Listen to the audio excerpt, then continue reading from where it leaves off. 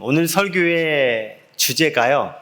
지금 이 찬양하고는 조금 안 맞아서 제가 이 찬양을 부를까 말까 고민하다가 그래도 우리 8월 한 달간 설교 시작하면서 부를 찬양을 불렀고요.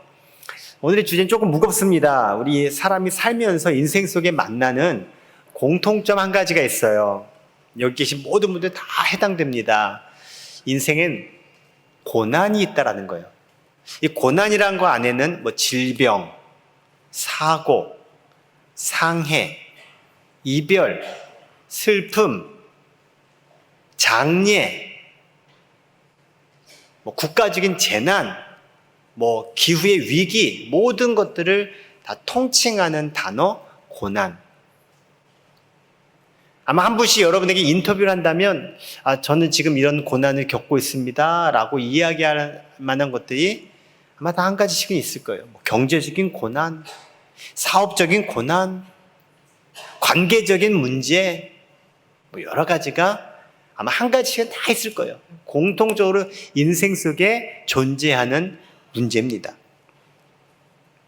이 고난의 원인이 뭘까? 많은 철학자들도 고민하고 여전히 지금도 고민하는 숙제예요.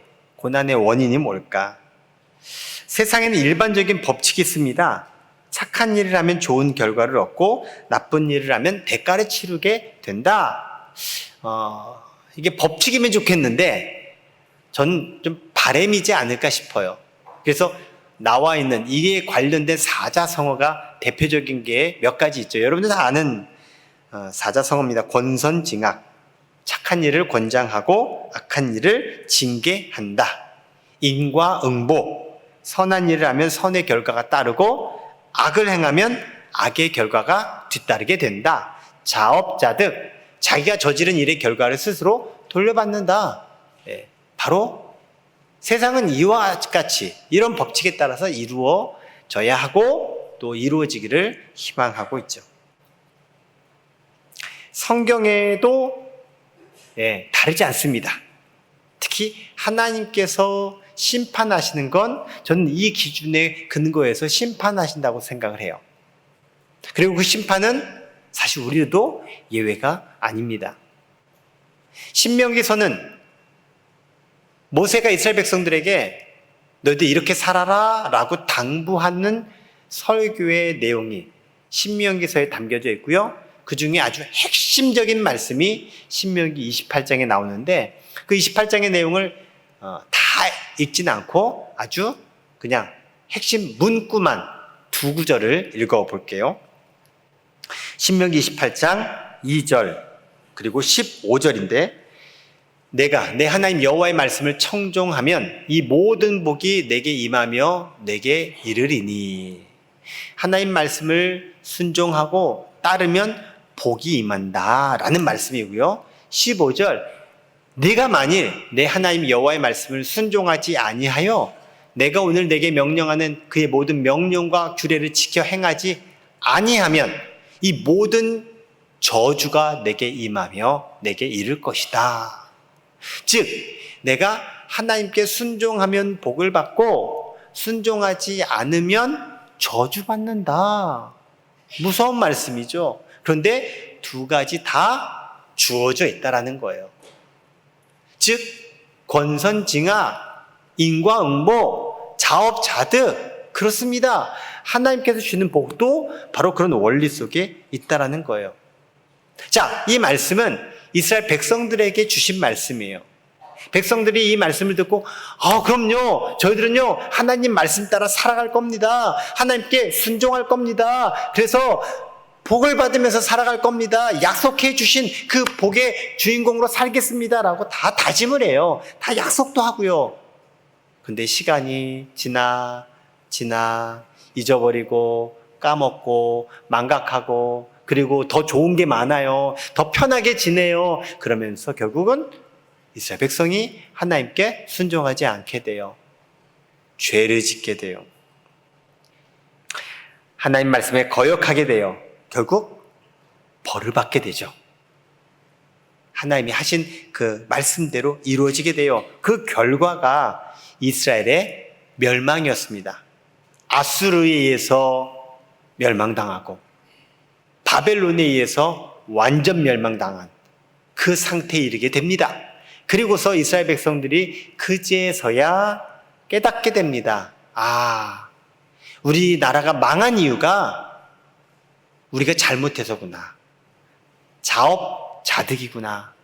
우리의 죄에 대한 하나님이 이미 예고하셨던 그 심판을 우리가 당해서 우리가 포로 신세를 지내고 우리가 집도 없고 나라도 없고 아무것도 가지지 못한 상태가 된 것임을 자각하게 돼요. 한번 따라합시다. 있을 때 잘할 걸. 사람은 늘 그래요. 있을 때 잘할 걸 나중에 후회해요. 주어질 때 잘할 걸. 사실 예언자들 통해서 하나님은 계속 경고하셨거든요. 그러면 안 돼. 그러면 나라 망해. 하나님 말씀대로 되면 큰일 나. 그렇지만 그 경고를 무시하고, 아니 못 들은 채 하고, 아니 불편하게 말하는 그 예언자들을 핍박하고 그랬던 자신의 삶을 후회해봤자 지나고 나서 돌이킬 수 없는 상태에 이른 거죠. 이렇게 명백하게 이 결과는 이런 원인 때문에 이루어졌구나 라고 우리가 고난의 문제를 바라보고 판단할 수 있어요.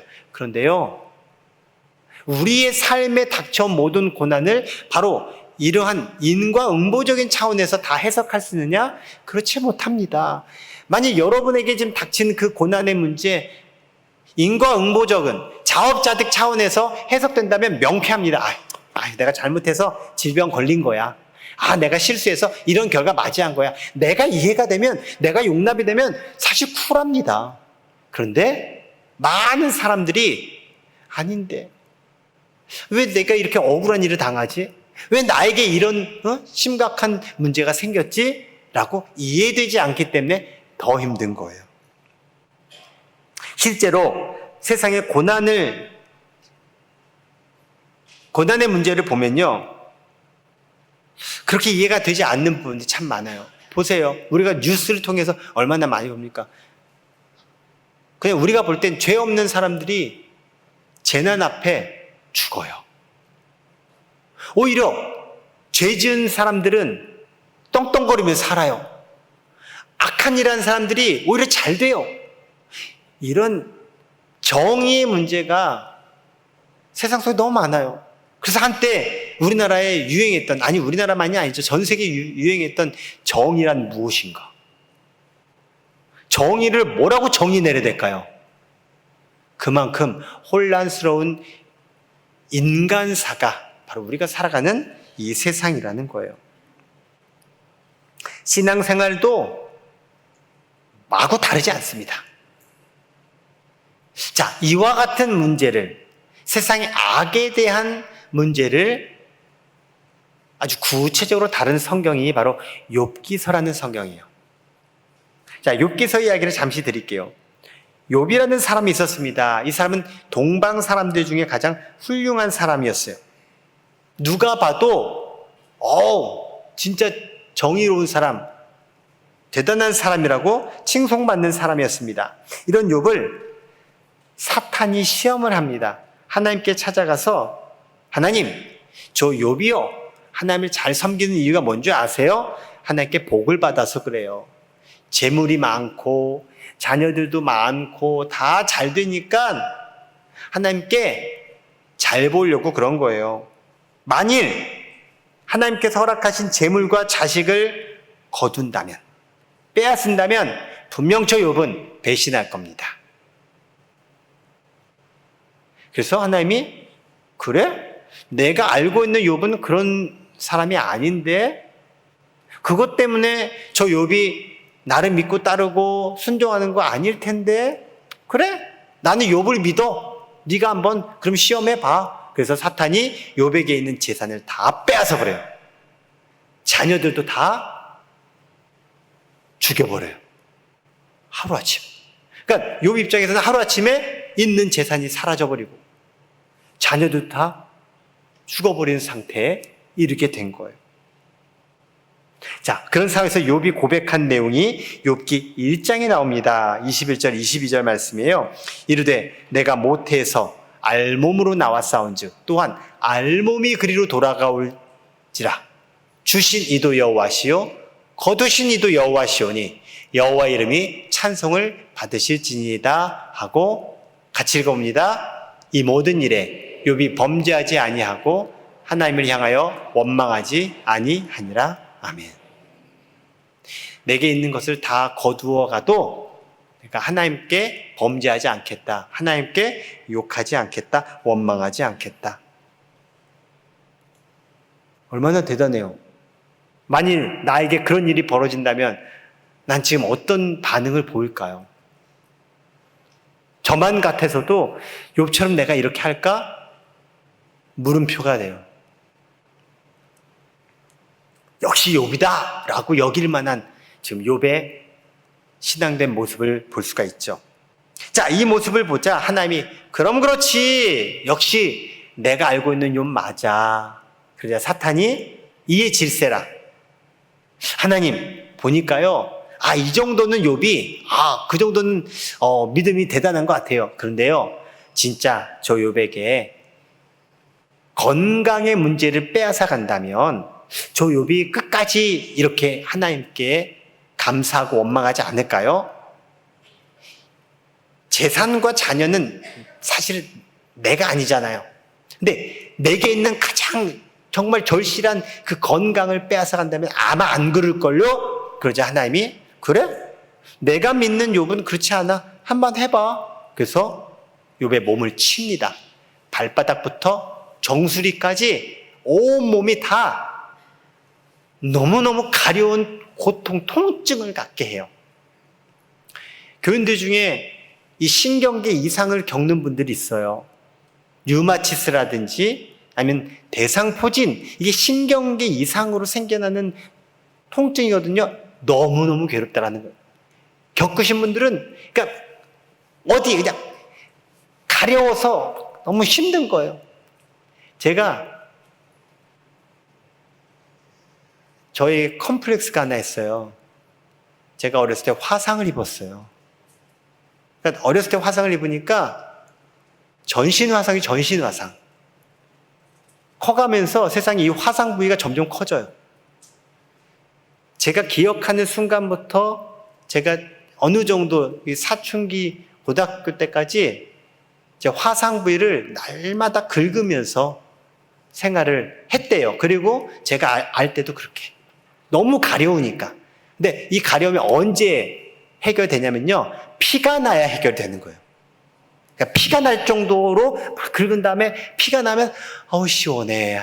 그리고 잠을 자고 제가 그랬대요. 그리고 제가 언젠가 그러고 있더라고요.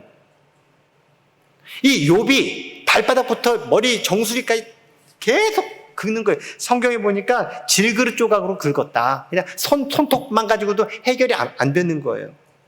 그런 비참한 지경에 빠지게 된 거예요.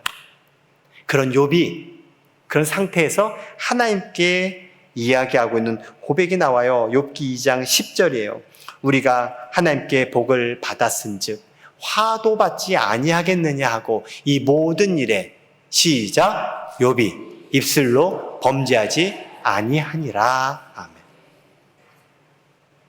욕하고 원망하고 불평하고 이거 안 됐다라는 거예요. 진짜 박수 쳐줄 만한 욥이에요. 자, 이런 상태에 이제 욥의 친구들이 욥에게 찾아와요. 위로차 온 거예요.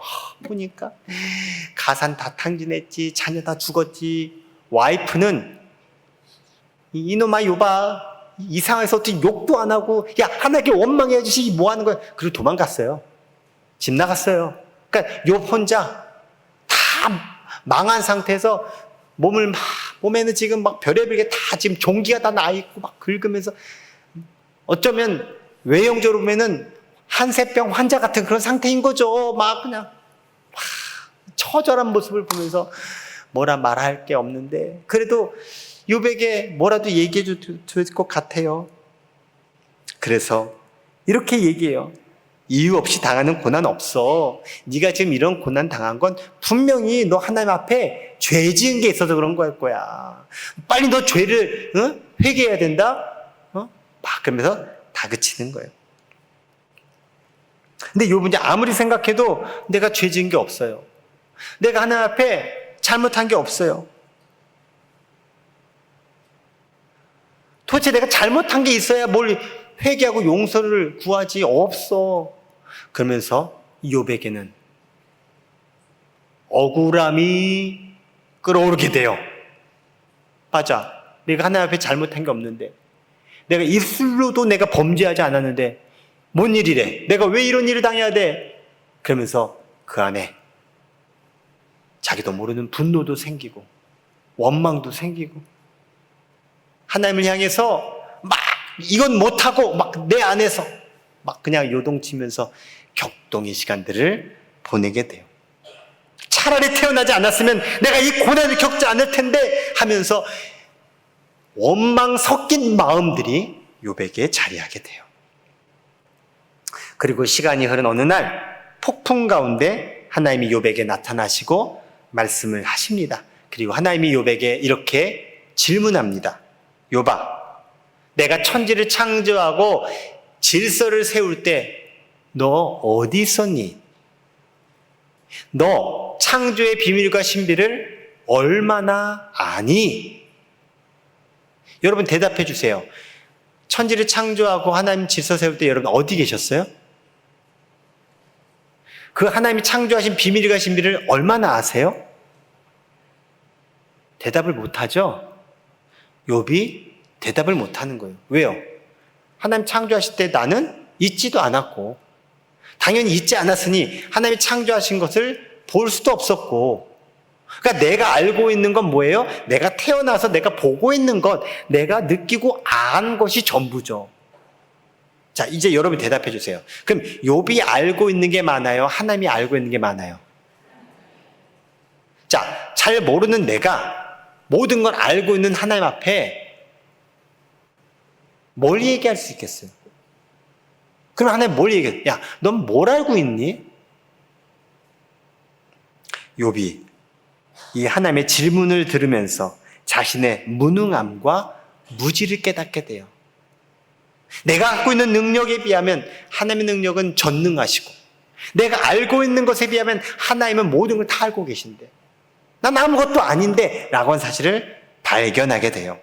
그리고 자기 자신을 돌아보게 됩니다. 아하, 인간은 흙으로 만들어진 존재에 불과하지. 나도 흙으로 만들어진 인간이지. 그렇다면 하나님은 나를 빚으시고 만드신 토기장이신데, 흙이 토기장이한테 토기장이님, 나 이렇게 만들어줘요. 왜 날 이렇게 한 거야? 왜 토기장이 마음대로 나를 깨트려? 이렇게 얘기할 수 있어요? 흙이 그렇게 대답을 하나요? 지금 말을 하나요? 아니라는 거죠. 욥이 그것을 깨닫게 돼요. 그리고요, 이것은 욥의 생각이 아니라 성경에 계속 등장하고 있는 내용이기도 해요. 결국 우리 인간은 창조주 되신 하나님의 결정과 판단을 받아들일 수밖에 없는 절대 주권을 인정해야 되는 존재라는 사실입니다. 성경에 나와 있는 이 말씀이 우리 신앙 고백이 되면 좋겠다는 의미에서 이사야 말씀, 욥기 말씀을 다 같이 읽어보도록 하겠습니다. 64장 8절 말씀입니다. 시작. 그러나 여호와여, 이제 주는 우리 아버지시니이다. 우리는 주의 귀요 주는 토기장이시니 우리는 다 주의 손으로 지으신 것입니다. 아멘. 우린 다 주님 손으로 지음받은 존재입니다. 그러니 토기장이 되신 주님께서 나를 이렇게 짓든 이 모양으로 만들든 이 상태에 있든 이건 다 누구 권한이다? 하나님 권한이십니다. 욥이 이 사실을 깨달았어요. 그래서 욥기서 맨 마지막 장인 42장에 욥이 이렇게 고백해요. 자, 여러분 읽어봅니다. 시작. 세상은 못하실 일이 없사오니 무슨 계획이든지 못 이루실 것이 없는 줄 아오니. 아멘. 못하실 일 없고 못 이루실 일이 없다. 즉 나에게 주어진 이 상태는 하나님께서 나에게 이 상태를 주셨다면 나는 받아들일 수밖에 없습니다. 라는 고백이에요. 왜 나한테 이런 상태를 주셨어요? 왜 나에게 이런 어려움을 주셨어요? 이렇게 항변하고 따질 계제가 아니라. 그렇죠. 나는 주어진 대로 살아가는 존재죠. 만일 이것이 무기력하게, 무능하게, 그냥 우울하게, 그래, 뭐 있어? 에휴, 난 아무것도, 난 할 게 없어. 될 때라 되라? 만약 그러한 심정이었다면 제가 여러분에게 이 설교를 할 이유가 없습니다. 지금 욥이 그렇죠. 다 하나님이 하시는 거니까 제가 받아들여야 되죠. 이 고백은요. 어떤 것을 근거로 하고 있는 고백이냐면 자, 성경 말씀 디모데전서 4장 4절의 근거에서 이와 같이 고백하는 거예요. 하나님께서 지으신 모든 것이 뭐함에? 선함에 감사함으로 받으면 버릴 것이 없다. 여러분 물어볼게요. 하나님은 선하십니까? 여러분의 하나님은 선하십니까? 여러분이 믿는 하나님은 선하십니까? 그렇다면 하나님이 하신 일도 선한 겁니다. 그렇다면 하나님이 하신 일, 그 선한 게 나에게는 안 선해. 그럼 이건 선한 거예요? 안 선한 거예요? 왜 망설이세요? 하나님이 선하시면 하나님이 하신 일도 선하신 거고 하나님이 하신 그 선하신 일을 내가 이건 안 선하라고 평가할 수 있다 없다? 해석할 수 있다 없다? 여기에 우리의 맹점이 있다는 거예요. 마치 나는 해석할 수 있어. 난 평가할 수 있어. 라는 착각을 한다는 거예요. 어떻게 하나님 나한테 이럴 수 있어요? 이게 내가 해석하고 평가하는 거예요. 아니라는 겁니다. 그러면 안 된다는 겁니다. 만일 내가 내 문제, 내 상태에 대해서 해석하고 평가한다면 그건 내가 알고 있는 지식과 내가 판단할 수 있는 범위 안에서요. 거기 안에서는요. 풀려지지가 않습니다. 그래서 세상의 악의 문제와 세상의 이런 정의의 문제, 고난의 문제가 이게 안 풀리고 해석이 안 되는 거예요. 실제 그래요. 그런데요. 이것을 제대로 성경적으로 바라볼 수 있는 건 다른 게 아니에요. 그 문제에 들어가서 막 그 문제와 씨름하고 싸우는 게 아니라 그 문제에서 나와서 그 문제를 보는 거예요. 그게 뭔지 아십니까? 아, 나의 이 상태가 나에게 닥친 이 문제와 이 고난이 하나님 손 안에 있구나. 이것을 섭리라고 해요. 하나님의 뜻. 그러면요, 그 안에 있지 않고 그 안에서 빠져나와서 그 문제를 보게 돼요. 자, 늪에 빠진 사람이 수영해서 늪에서 나올 수 있을까요? 수영해서 나올 수 있는 곳은 늪이 아닙니다. 늪은요, 움직이면 움직일수록 어떻게 돼요? 더 빠져들어가는 곳이 늪입니다. 여러분, 우리에게 있는 고난은요, 늪과 같아요. 막 몸부림치잖아요? 더 빠져들어갑니다. 더 그거가 씨름하잖아요? 더 힘들어집니다. 사랑하는 성도 여러분, 여러분에게 닥친 그 질병과 그 사고, 그 고난의 문제, 힘겨운 문제,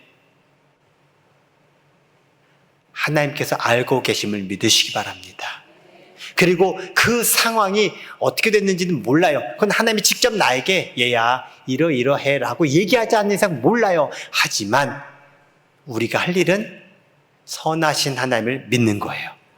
욥에게 일어난 일, 욥은 맨 처음에 견뎌냈어요. 버텨냈어요. 믿음으로 돌파했어요. 그런데 그것을 넘어서는 고난 앞에는 욥도 해결할 길이 없는 거예요.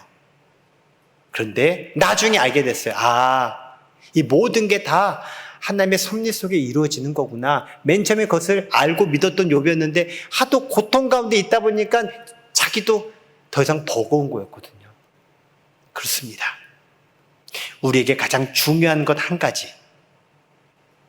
선하신 하나님을 내가 믿고 있느냐. 그 선하신 하나님과 내가 함께하고 있느냐. 이게 중요하다는 겁니다.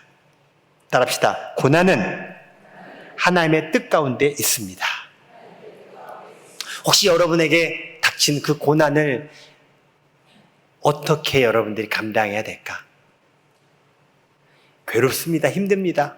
그것을 어떻게 할 수는 없습니다. 하지만 그래도 소망을 가지시기 바랍니다. 내게 있는 그 고난이 하나님의 뜻 섭리 가운데 있음을 믿고 기꺼이 그 고난의 문제를 돌파해 갈 수 있기를 주의 이름으로 축원합니다. 예수님이 그렇게 사셨습니다. 예수님이 이 세상에 왕자님으로 오신 게 아닙니다. 아주 부유한 집안에 태어난 게 아닙니다. 예수님은요, 말구유에 누여진 상태로 오셨어요. 집도 없었고요. 편안한 거처도 없었습니다. 웬걸 그렇게 태어난 예수님이요, 도망자 신세를 가졌습니다. 당시 왕이었던 헤롯이 예수님을 잡으려고 눈에 불을 켜고 곳곳에 군사들을 배치해서 진짜 목숨을 구해야 되는 그런 상태에서 그가 떠돌이 신세를 보냈어요. 신생아 때부터. 그러다가 겨우 집에 돌아왔는데 집은 가난한 집이에요. 목수집. 그곳에서 겨우겨우 그냥 연명하듯이 살다가 웬걸 아버지가 일찍 돌아가셨어요. 장남이에요. 장남이니 가족들 다 건사해야 돼요. 그런 고난의 인생을 30년 살았어요. 그리고 그가 이제 하나님께서 주신 사명을 감당하려고 공생애를 시작했는데, 여러분 공생의 시작이 뭐예요? 지난주였나? 금요일 날 알려드렸구나. 금식해야 돼, 금식. 그리고 그가 사역을 하는데, 우리가 아는 예수님은 막 무리들이 예수님을 따라다니고 와 예수님 하는 그 모습을 보지만 실상은요, 표현이 좀 그래요. 성경적인 그게 아니니까 그냥 보면요, 그냥 집도 절도 없는 사람들 우르르 몰려다니는 그런 모습이에요. 거린. 먹을 것도 없고 잠잘 것도 없고 어디 그게 없어요. 예수님 주어지면 먹고 그냥 돌베개에 잠 자고 그런 현실이었어요. 현실이. 그나마 그래도 따르는 이들이 있고 하나님 말씀을 전할 수 있어서 감사했지, 수많은 사람들이 질투하고 시기하고 저 예수한 작자를 없애버려야겠다 음모 꾸미고 그러면서 살았어요. 예수님이. 그리고 그의 마지막 말로는 뭐였습니까? 십자가에서 죽은 거였어요. 모함받아서 억울하게. 십자가 처형은요, 흉악범, 우리식으로 말하면 살인마 유영철, 저런 놈은 가만히 두면 안 되지. 그러한 신세가 예수님이었다라는 거예요. 이게 뭡니까? 33년 동안. 그런데 예수님이 기꺼이 그런 인생을 자처했어요. 스스로 자처했다고요. 왜요? 우리를 살리시기 위해서, 우리를 구원하시기 위해서 그 고난의 길을 자처하신 거예요. 그러한 예수님이 오늘 팔복의 말씀을 하셨죠. 팔복의 말씀의 맨 마지막 말씀, 의를 위하여 핍박을 받는 자는 복이 있나니. 당신께서 살아오셨고 살아갈 길을 표현해 주신 말씀이에요. 그리고 그 오늘 팔복의 마지막 8번째 말씀을 보충해서 11절, 12절이 말씀하는데요. 마태복음 5장 11절, 12절을 읽어보겠습니다. 시작. 나로 말미암아 너희를 욕하고 박해하고 거짓으로 너희를 거슬러 모든 악한 말을 할 때에 너희에게 복이 있나니. 기뻐하고 즐거워하라. 하늘에서 너희의 상이 크니라. 너희 전에 있던 선지자들도 이같이 박해하였느니라. 아멘. 예수님 때문에 욕먹고 박해받고 모함받고 그럴 때 복이 있다. 왜냐하면 옛날에 선지자들도 그랬어. 아까 얘기했죠. 하나님 말씀대로 살아야 돼 라고 이스라엘 백성들한테 선지자들이 아무리 얘기해도 백성들이 안 들었잖아요. 그리고 결국은 자업자들 망했잖아요. 그런데 그 말이 듣기 싫으니까 선자들을 막 핍박했거든요. 심지어 죽이기까지 했어요. 동족을. 그 정도로 악했더라고요. 이스라엘 백성들이 악했어요. 근데 지금 예수님이 그 길을 가셨어요. 그렇게 십자가에 달려 죽으셨지만 하나님은 예수님을 무덤에 두지 않으시고 3일 만에 부활시켜주셨죠.